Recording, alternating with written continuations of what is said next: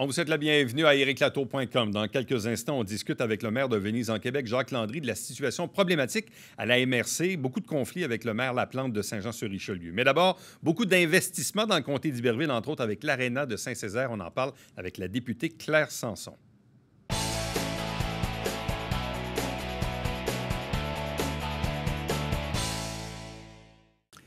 Investissement important dans le comté d'Iberville. On parle de 6 850 000. Il y a plusieurs projets qui sont concernés, dont un en particulier dont on parlait déjà depuis plusieurs années maintenant. On en discute avec la députée d'Iberville à l'Assemblée nationale, Claire Sanson. Bonjour et bienvenue. Merci, bonjour. Et là, la beauté de la chose, c'est qu'au moment d'enregistrer cette émission, on est en zone orange. Oui, et là, en zone oui. orange, les députés se déjeunent et viennent nous voir en studio. Écoutez, là, ce matin, je suis arrivée à l'Ange Gardien. Je suis toute énervée. C'est ma première sortie de député depuis 1 an et quelques mois, là. Alors là, j'étais contente ce matin. Jubile. On jubile, puis je m'en venais ce matin. Je disais, coudonc, Ange Gardien, là, quelle sortie? Faut que je m'en rappelais plus. Ça fait tellement Il y a longtemps. la 48 puis la 55. Ouais, ça dépend c'est ce qu'on va. C'est ça. Bon, bien, restons justement dans ce coin-là, d'Ange Gardien puis Saint-Césaire. Saint-Césaire, oui. Parce qu'on parle déjà depuis plusieurs années de la problématique de l'Aréna de Saint-Césaire, Oui. qui, de mémoire, avait été fermée par la CNESST. Oui. Elle n'était plus conforme, voire dangereux comme endroit. Puis, pour avoir fait des entrevues sur le sujet, on avait compris que la communauté s'était comme rassemblée. Beaucoup mobilisé, oui. Beaucoup mobilisée. Et on voyait que ça avait des impacts sur les arénas ailleurs, Marieville. Sur toutes les communautés autour. Et c'est là qu'on voit la problématique des glaces, de disponibilité des glaces. Bon, expliquez-nous un peu, qu'est-ce qui a été fait dans le cas de Saint-Césaire?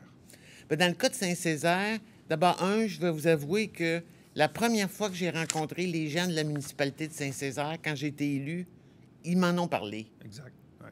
Puis j'en avais entendu parler dans la campagne précédente, en 2012, qu'il y avait ça qui s'en venait, puis tout ça. Alors, c'est une infrastructure sportive majeure pour toutes les écoles et toutes les municipalités autour. C'est beaucoup de sport. Et c'est vrai que la communauté d'affaires s'est beaucoup mobilisée. Ils ont ramassé pas mal d'argent. Alors là, ce matin, le provincial et le fédéral venaient apporter leur contribution. Parce que dans tous ces projets d'investissement, il y a vraiment... C'est conjoint, là. C'est avec Québec, mais aussi tripartite. avec le gouvernement du Canada et évidemment les municipalités. C'est tripartite, oui. OK. Mais c'est souvent comme ça maintenant qu'on investit dans les infras. C'est-à-dire que tout le monde y contribue. Tout le monde y met l'épaule à la roue, oui. Là, le défi, là, il faut se rappeler que quand les projets ont été déposés, c'était pré-pandémie. Là, on entend tous parler des augmentations des coûts des matériaux. Alors là, ça change la donne un peu. Ça va changer la donne un petit peu, là. Je ne sais pas si on va réussir à apporter quelques ajustements là, pour bonifier les enveloppes, là, parce que c'est vrai que ça coûte. Là, dans le fond, ce qu'on comprend, c'est que la ville de Saint-Césaire va procéder à la démolition de l'aréna Guinado pour bâtir un nouvel aréna qui va remplacer le précédent au bénéfice de Saint-Césaire, mais c'est beaucoup plus large que Saint-Césaire. C'est vraiment beaucoup de municipalités environnantes. Beaucoup de municipalités environnantes, oui. OK. Est-ce qu'on sait quand est-ce que les travaux pourraient commencer, tout ça? Est-ce qu'on a un échéancier là-dessus? Avez-vous une idée? Bien là, il faut dire que tant que ce n'était pas officiel, les municipalités peuvent difficilement commencer à aller en appel d'offres. Je comprends. Parce que les citoyens ont le droit de savoir, quand même, là, pour Saint-Césaire, d'investir 2 millions dans l'aréna sans savoir que le fédéral puis le provincial est là. C'est beaucoup demandé. Mais je pense que, dont Saint-Césaire, ils ont déjà commencé à faire certaines... Ils ont pris de l'avance un peu dans la mesure de leur capacité, mais là, ça devrait débouler assez vite. Bon, restons un peu dans le même secteur du côté d'Ange Gardien, avec la construction d'une patinoire multisport couverte. Qu'est-ce que c'est comme projet? C'est qu'il leur restait un petit peu de terrain et la patinoire d'Ange Gardien était montée à chaque année sur le terrain de Balmol. Une partie en gazon, une partie en sable. Alors, aussitôt qu'on avait une pluie ou un peu de chaleur, on y échappait la patinoire. Alors que là, elle va être couverte, elle va être montée sur une slab de béton, donc elle va être plus résistante, ils vont arroser, ça va être réglé. Et ça va permettre aussi une infrastructure sportive pour l'école, qui a été agrandie à grands frais, et qui vont pouvoir jouer au basketball sous la couverture. Et il y a aussi des garderies autour qui vont pouvoir profiter de cette infrastructure-là pour amener les enfants en cas de pluie ou de mauvais temps. On s'en va maintenant dans le sud du comté. On parle d'un investissement pour le réaménagement du parc des Copains d'Henryville. Donc, quel était l'enjeu dans ce coin-là? C'est des mises à jour d'infrastructures, de jeux d'eau, de trampolines. Et dans le cas de Noyant et de Henryville, c'est des mises à niveau. C'est des équipements qui sont usés, qui ont eu leur temps de vie, là, et qu'il faut rafraîchir. Il y a quelques petits ajouts, mais c'est pas aussi important en tant qu'investissement que Saint-Césaire. Que Saint-Césaire. Non, ça se compare là, on parle pas. dans le fond d'installation ball-molle, baseball, basketball, hockey, volleyball, bref, aire de jeu, comme vous avez dit. Oui. Donc, c'est vraiment multidisciplinaire. Oui. Donc, ça, c'est du côté d'Henryville. Puis là, bien, pas très loin de là, du côté de Noyant, oui. On parle d'un investissement pour le réaménagement du parc McCollum. Oui, même chose. C'est des mises à niveau, des ajouts de facilités sportives, à peu près de la même envergure que Henryville. Bon. Est-ce que ce sont des dossiers qui ont été difficiles, disons, à monter, à faire progresser? On comprend que c'est conjoint à Québec-Canada, puis évidemment les municipalités qui sont visées, donc tripartite. Oui. Est-ce que c'était long et périlleux à faire monter ces dossiers-là ou c'était quand même assez facile? Bien, je veux dire que les municipalités ont bien fait leur travail. Nous, on avait demandé un briefing auprès du ministère avant pour savoir, connaître un peu les critères de sélection, de ce sur quoi il allait donner des points.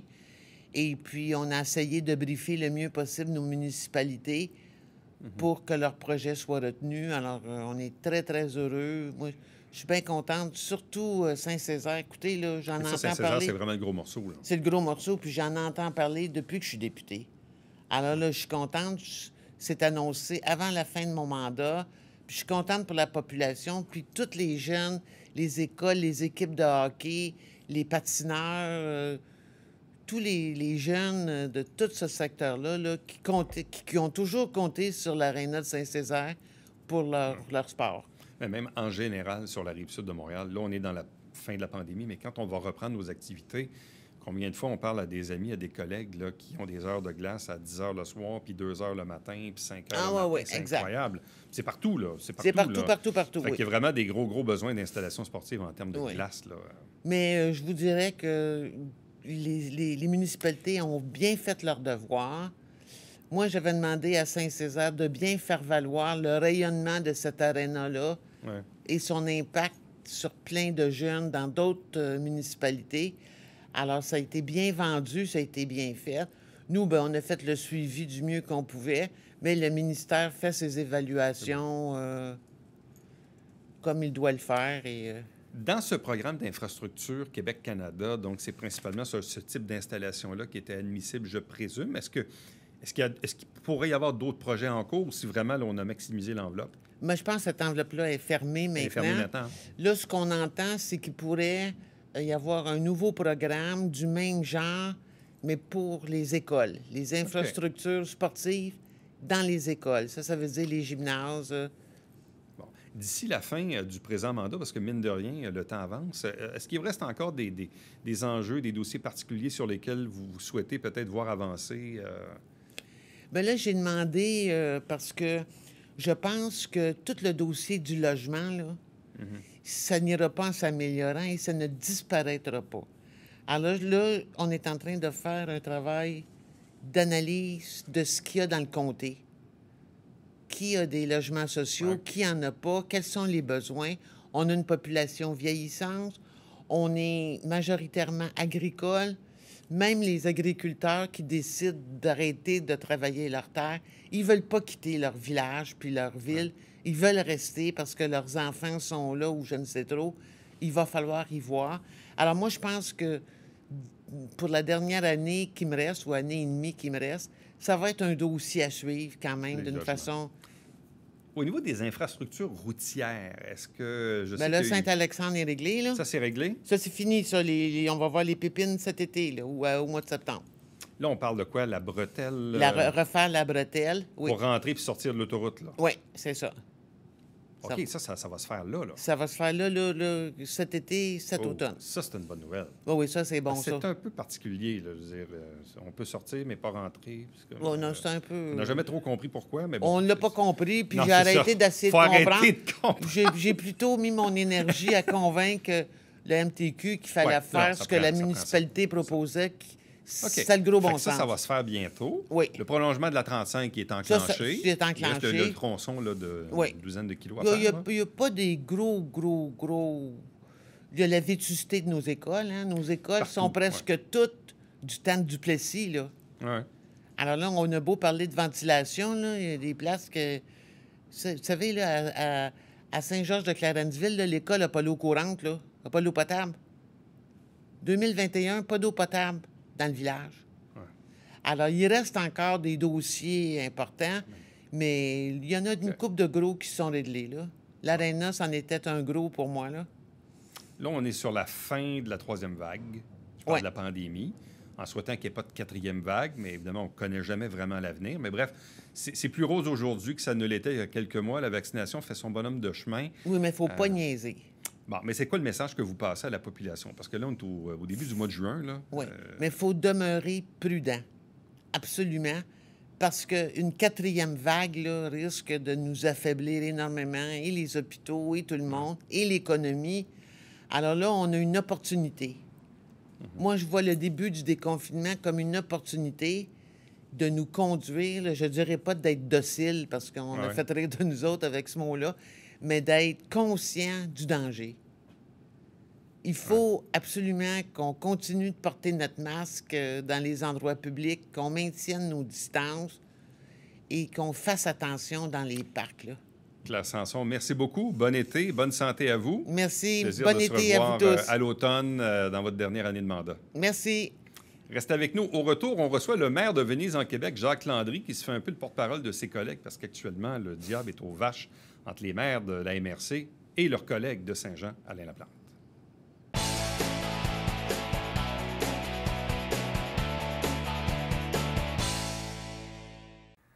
Salut, ici Alexandre Baudouin. Et François Trépanier. François, directement de ces quartiers de Saint-Hilaire, de retour au pays. Un bon ami à toi. Éric Gélina qui est avec nous, de retour de la Suède. Voilà.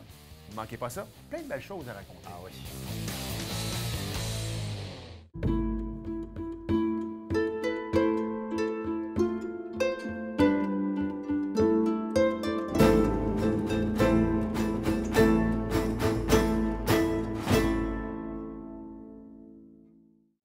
Mesdames et messieurs, bonjour et bienvenue à la Justice entre nous. Mon nom est Seth.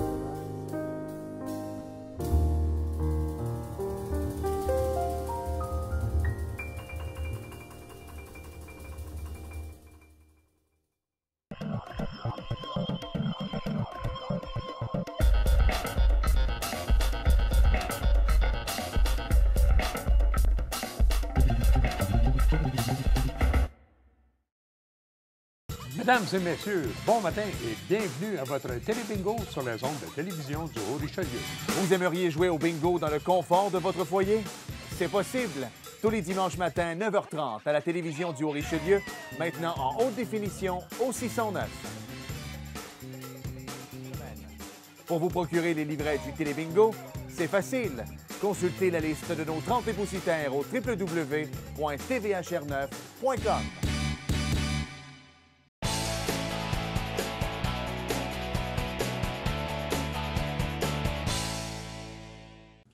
Vous l'avez probablement vu à la une du Canada français il y a un peu plus d'une semaine. Visiblement, les relations ne sont pas très bonnes entre le maire de Saint-Jean-sur-Richelieu, Alain Laplante, et ses collègues maires de la MRC du Haut-Richelieu, et entre autres pour objet une demande de subvention pour brancher à la fibre optique 678 familles à la haute vitesse dans le Haut-Richelieu, dont 116 qui sont touchées par ce projet-là à Saint-Jean-sur-Richelieu même, là, évidemment dans la partie sud de la ville de Saint-Jean. Bon, pourquoi? Qu'est-ce qui s'est passé pour qu'on en arrive là? Essayons d'y voir un peu plus clair avec le maire de Venise en Québec, Jacques Landry. Bonjour et bienvenue. Bonjour, M. Latour. Bon, les relations avec M. Laplante sont difficiles depuis le début du mandat. D'une part, évidemment, M. Laplante souhaitait être préfet. C'est pas arrivé. Ça fait 3 ans et demi de ça. Et là, il y a eu, au fil du temps, quelques dossiers. Mais là arrive ce fameux dossier de demande de subvention. Expliquez-nous un peu dans quel contexte cette résolution est-elle atterrie à l'ordre du jour d'une séance spéciale des maires de la MRC. Oui, puis si vous me permettez, M. Latour, dans un premier temps, il y avait une demande de Sainte-Brigitte, parce que Sainte-Brigitte offre d'avoir une grosse usine qui représente 125 à 150 emplois. Et pour déployer la fibre optique, il fallait avoir environ 120 000 $. Et il avait demandé de prendre ça dans une subvention que nous avons reçue pour un après-COVID, pour la relance de l'économie et surtout pour les fibres optiques, ces choses-là. Et M. Laplante s'est opposé à ça. Évidemment qu'on était, tous les municipalités, vous savez, on contribue, nous, généralement, à s'entraider entre nous. Ça ne me donne rien à Venise, moi, qui ai des employés à Sainte-Brigitte. Cependant, l'ensemble des municipalités rurales, on veut aider les autres. On a dit oui, mais M. Laplante s'est opposé à ça de façon assez formelle. Fait que, évidemment, ça a commencé de cette façon-là, en reportant la réunion. Et M. Laplante est les maires, je pense que les maires, en général, ont été assez délicats, mais M. Laplante était frustré un peu. Et à la réunion qui a suivi, il y avait le nouveau projet dans lequel, pour un programme de 3 millions exactement, le chiffre, 3 294 000 pour brancher tous les gens qui n'ont pas la fibre optique dans le Haut-Richelieu, dont 116 à Saint-Jean-du-Richelieu. Et encore là, il s'est encore opposé, sous l'aspect que lui, il dit, bien là, il faut toujours qu'on décide avec un temple, ça gagne, puis il était vraiment frustré de voir que c'était pour lui, sa ville et la région. Et j'ai trouvé que les maires étaient quand même assez disciplinés, puis avec une certaine délicatesse. On sait très bien qu'il faut savoir, en partant, que la MRC, si le maire de Saint-Jean dit non, bon, en effet, c'est lui qui... Bon, parce que techniquement, il a comme une double majorité, parce que, bon, la MRC, c'est quoi? C'est 13-14 municipalités, mais Saint-Jean, avec sa population, compte à peu près, pourquoi, 80 %. Donc, il y a comme une double majorité, ce qui fait que le maire de Saint-Jean a quand même un gros bout du bâton, là, c'est ça? Il y a un très gros du bâton, puis je pense qu'il s'en sert occasionnellement. Et moi, je n'étais même pas concerné en tant que ministre en Québec dans ce sujet-là, parce que moi, j'ai zéro, puis j'avais pas besoin de ça. Mais quand je voyais tous les maires qui parlaient de façon assez délicate, quand ils écoute Alain, nanana, puis lui, mais là, d'habitude, je ne me fâche pas, mais là, je me suis fâché, puis j'ai dit, écoute, l'orgueil, là, c'est supposé de rester dehors quand on est en politique, on est servir, on est obligé, normalement, on devrait servir le peuple, et surtout les plus démunis. Ceux qui n'ont pas d'Internet, écoutez, ils ont des enfants à l'école et quoi que ce soit. Je dois vous avouer que la réunion que je suis, je me suis excusé parce que je ne m'en porte pas souvent, mais chose que monsieur n'a pas aimé ça. Mais à quelque part, c'est ardu avec M. Laplante. Cependant, je pense que de son côté, lui, il trouve qu'on lui fait la vie dure. Puis nous, on trouve qu'il nous fait la vie dure. Mais pourquoi Alain Laplante était-il indisposé? Parce que quand on écoute l'extrait audio de vos délibérations, il dit, écoutez, on a reçu cette affaire-là seulement vendredi. Je n'ai pas eu le temps de prendre connaissance du document, mais en même temps, Mme Saunier, qui s'occupe de vous à la MRC, dit, écoutez, le document a 3-4 pages avec un tableau, c'est pas tant compliqué. Mais là, plus tard, on sent que la pression monte, on sent que vos collègues tentent de le raisonner pour dire, écoute, Alain, c'est parce qu'il y a quand même 116 familles de ta ville qui vont bénéficier de ça. Mais malgré tout, il continue. Puis plus tard dans l'extrait, on entend, il dit, écoutez, je subis de la pression puis de l'intimidation de la part de mes collègues. C'est pas vrai qu'on va arriver avec des dossiers avec le gun sur la tempe et tout ça. Pourquoi Alain Laplante réagit-il comme ça dans ce dossier-là en particulier? Pourquoi? Il n'agit pas juste comme ça dans ce dossier-là. Ça arrive souvent que M. Laplante, pour commencer, il devait être préfet, comme vous voulez, et ça n'a pas passé. Donc, en partant la relation avec M. Laplante et l'ensemble des maires est un peu difficile. Écoutez, si vous me permettez d'un cas personnel, j'avais le projet d'avoir une piscine à Venise, en Québec, dans lequel je prenais l'argent dans un compte qui, le Saint-Jean n'était même pas dans ça, et s'est opposé à ça. Fait qu'à quelque part, bien souvent, à cause de certaines circonstances, certaines frustrations qu'il a, on est pris avec un M. Laplante qui, lui, a le gros bout du bâton. Il le sait et il s'en sert. Et ce dossier-là, comme d'autres, là, il n'était pas là. Cependant, je peux vous dire que l'autre réunion qui a suivi par la suite, il nous a demandé d'être très disciplinés, de bien le respecter, puis que sans ça, il fermait la porte et de suite. On n'a pas dit un mot. Fait que là, il s'est engagé à revenir, puis il s'est engagé, au moins, il ne s'est pas fait, mais il s'est engagé à approuver ce projet-là. Écoutez, les maires étaient frustrés. On perdait pas loin de 2 500 000 de subventions parce que M. Lepage disait non. Pour la région, nous, là, c'est incroyable. Cependant, à sa faveur, il s'est repris d'autres réunions par la suite. Peut-être que les médias nous ont aidés un petit peu. Là. Donc, ce que vous êtes en train de dire, c'est qu'il arrive parfois où il change d'idée, où il revient finalement et finit par accepter. C'est ce que je comprends? Le mot parfois est là, parce que M. Laplante, évidemment, c'est une personne très intelligente, une personne qui est très organisée, il y a des qualificatifs, Alain, là. Cependant, lorsqu'on parle de la région, puis lorsqu'on parle du développement des petites municipalités de la région, généralement, il ne nous accompagne pas du tout. Comme pour moi, ça fait 16 ans, là.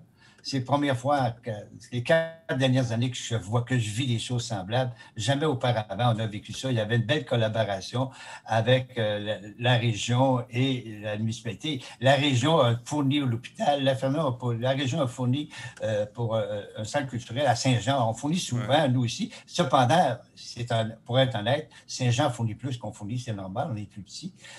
Mais ces années-ci, c'est plus difficile un petit peu d'avoir la collaboration de monsieur.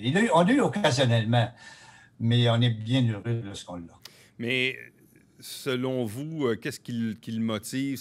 C'est quoi? C'est la vengeance de ne pas avoir été préfet il y a 3 ans et demi? Vous pensez que c'est encore ça qui le motive à faire de l'obstruction?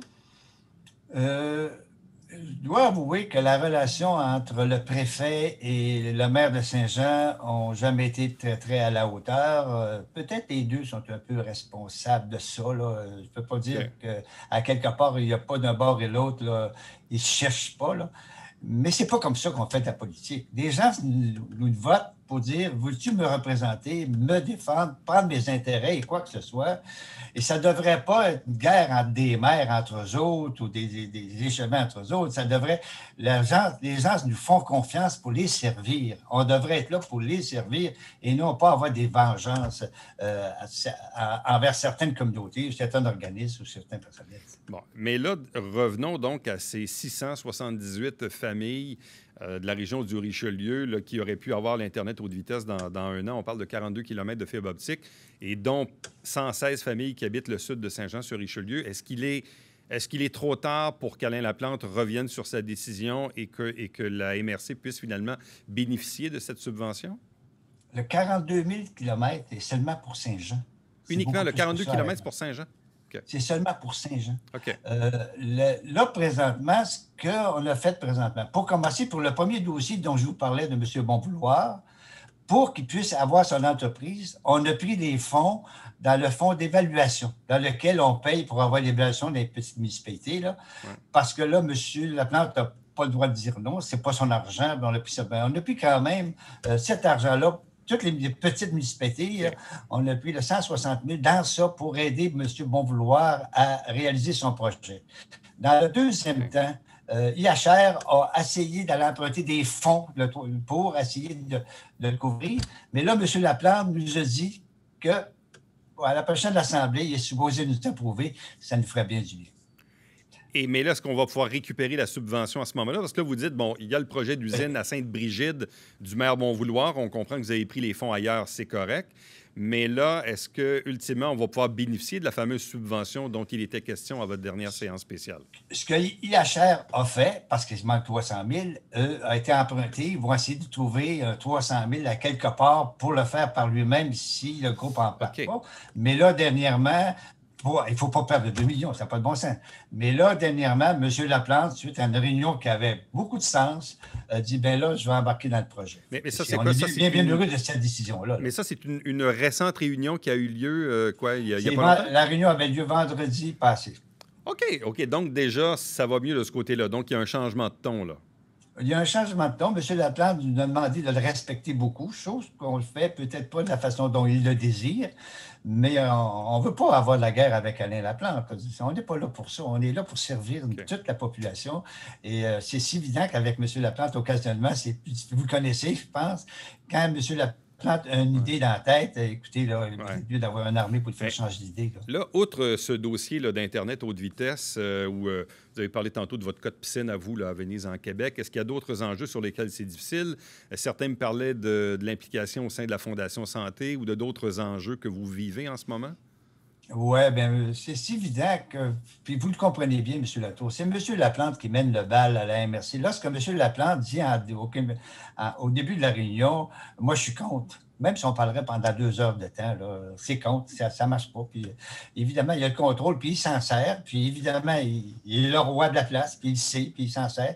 C'est dommage parce qu'auparavant, on avait aussi des préfets qui étaient rois de la place, mais dans lequel il y a une belle collaboration ensemble.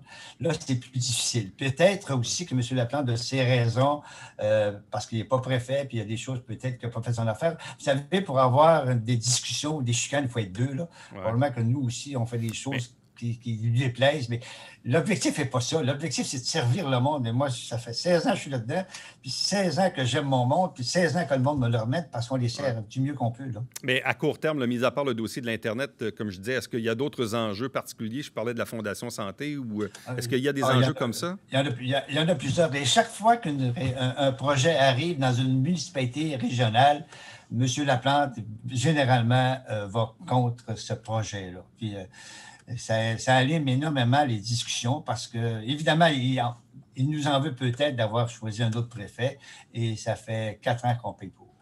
Bon, là, les élections s'en viennent pour tous, dans le fond. Là, vous, est-ce que j'ai compris que vous prenez votre retraite de la vie politique? Yes, monsieur. Bon. Yes, monsieur. Mais laissez ça à d'autres, là. On ira faire un tour à Venise, en Québec, M. Landry. On est bien heureux de vous recevoir, puis merci aux gens de Saint-Jean qui viennent nous voir occasionnellement. Puis écoutez, je ne voudrais pas blesser personne dans mes entrevues. Cependant, j'essaie de vous dire la vérité que je connais le plus possible. Merci infiniment. Bonne chance à vous. Au revoir, M. Latour. Restez avec nous. Au retour, le mot de la fin.